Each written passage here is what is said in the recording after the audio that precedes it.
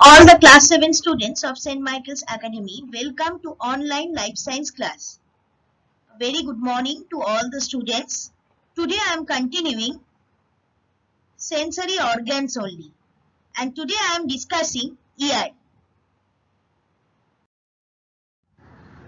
So first I am starting with structure of ear. The human ear consists of three parts: the outer ear, middle ear and inner ear. The ear canal of the outer ear is separated from the air-filled tympanic cavity of the middle ear by the eardrum. See the diagrams, two diagrams are there. One is the outer ear only, that the sound wave is passing through our ear, and the second one is the overall structure of our ear. Here the three parts of our ear, outer ear, middle ear and inner ear, has been located properly. Ear canal is there, ear drum is there and cochlea is there. Cochlea is a spiral type of aperture. Now the outer ear includes auricle, that means cartilage covered by skin placed on opposite sides of the head. Cartilage means very soft bone. Now auditory canal, also called the ear canal, eardrum, outer layer, also called the tympanic membrane. So outer layer consists of auricle, auditory canal and tympanic membrane. Now see the diagram of outer ear. Auricle is there, hope so you have understood. External auditory meatus, that means auditory canal and tympanic membrane. Okay. Now, middle ear. It includes eardrum cavity, also called the tympanic cavity, ossicles, the three tiny bones that are attached, malleus or hammer, long handle attached to the eardrum, incus or anvil, the bridge bone between the malleus and the steps or stirrup, the foot plate, the smallest bone in the body. So malleus, incus and steps or hammer, anvil or stirrup are the smallest bones of our body. Now see the diagram. Clearly it is visible color wise. See the pink color is malleus, light blue color is incus and light green color is steps. Now inner ear. The inner ear concludes, its inner ear also called the labyrinth. So labyrinth contains two main structures, the cochlea, which is involved in hearing, and the vestibular system, that is consisting of the three semicircular canals, saccule and atricle, which is responsible for maintaining balance of our body. Now see the diagram. From a whole ear diagram, at index we have shown the internal structure or internal ear structure or inner ear structure. See the cochlea.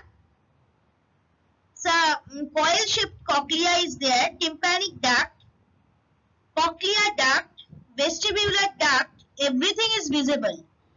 Vestibulocochlear nerve, saccule, atricle, cristae within ampullae, semicircular ducts, anterior, lateral and posterior, all are visible.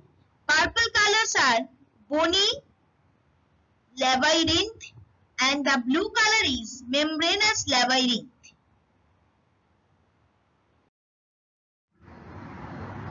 Now the functions of ear.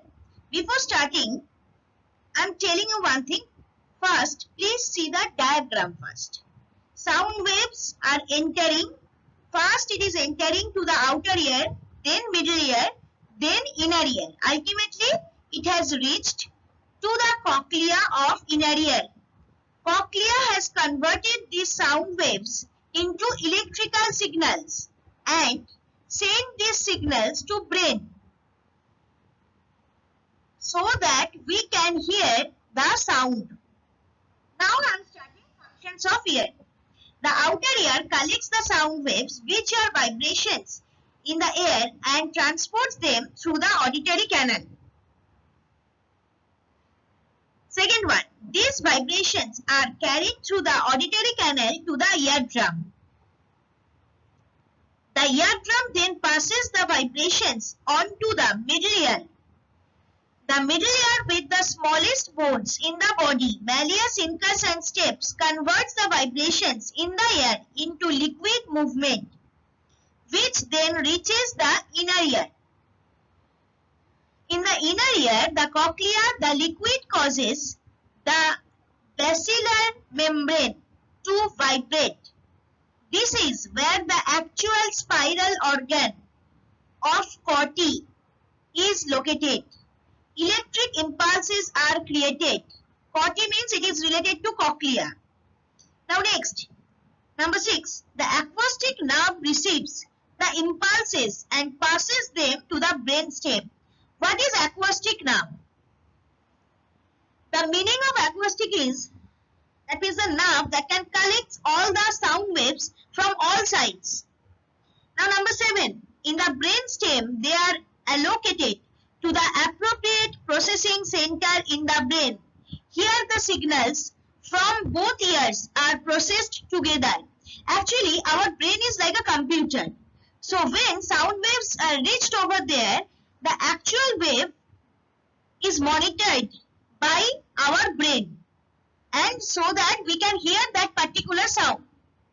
If it is loud, we can hear it as loud. If it is very low, so we can hear it as very low sound. Now the last one, the brain's processing centers. Actually, the processing centers is like monitor. The brain's processing centers link the incoming impulses of acoustic frequencies with the relevant information, and we understand what we have just heard. Frequencies means actually sound waves. Every wave has its own frequencies. So brain is identifying the actual frequencies so that we can hear the actual sound.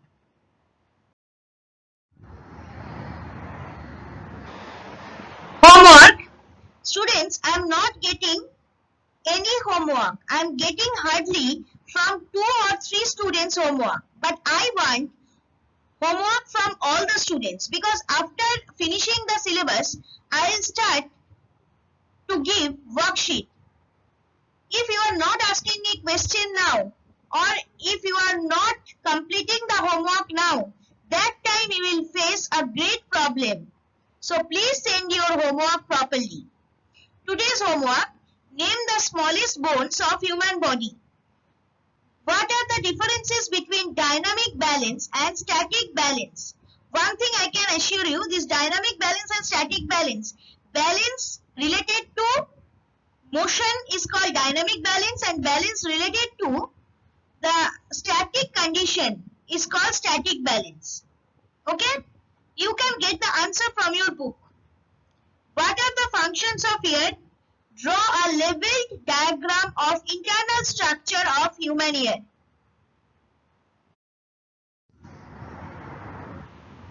Thank you, students. For any doubts or queries, please email me at sudeshna1.sma@outlook.com. Even you need to send your regular life science assignments in this given email ID.